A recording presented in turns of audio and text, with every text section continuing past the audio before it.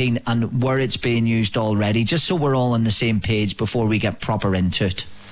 Sure. So when certain rocks weather over time, they react with the carbon dioxide from the atmosphere and they lock it up. And this happens naturally, very slowly, so not nearly fast enough to keep up with the rate at which we're putting carbon dioxide into the air, of course.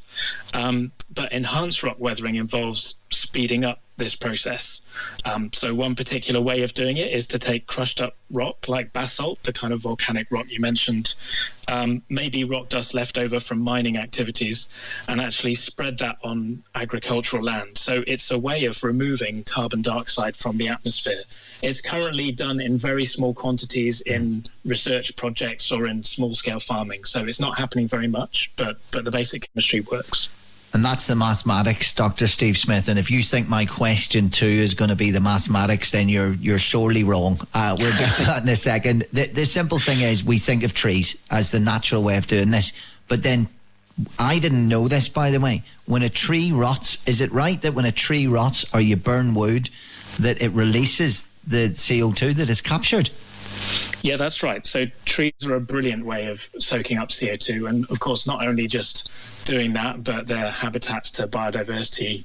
They give us wonderful products that we use, timber in construction, fruit and everything. So there's lots of good reasons for planting trees and hanging on to the trees we've got globally. And sadly, we're chopping down many more than we're actually planting at the moment.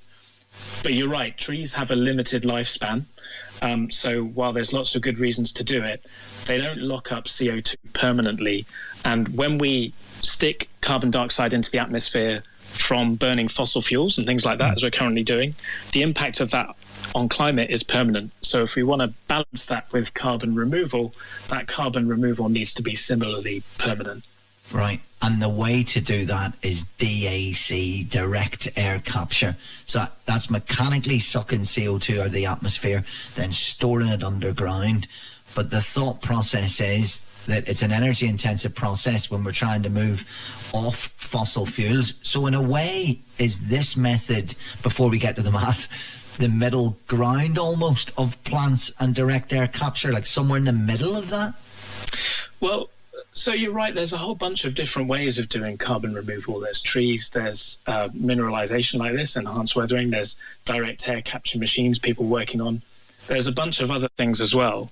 And they're all worth trying. I think they're all part of the kind of portfolio of the solution. And I think we should be really clear that the obvious thing to do is stop adding to carbon dioxide in the atmosphere in the first place, right? So there are lots of really sensible things to do, like moving to zero carbon electricity, like renewables, insulating our homes, not flying perhaps as much, or maybe not eating more red meat than is good for us.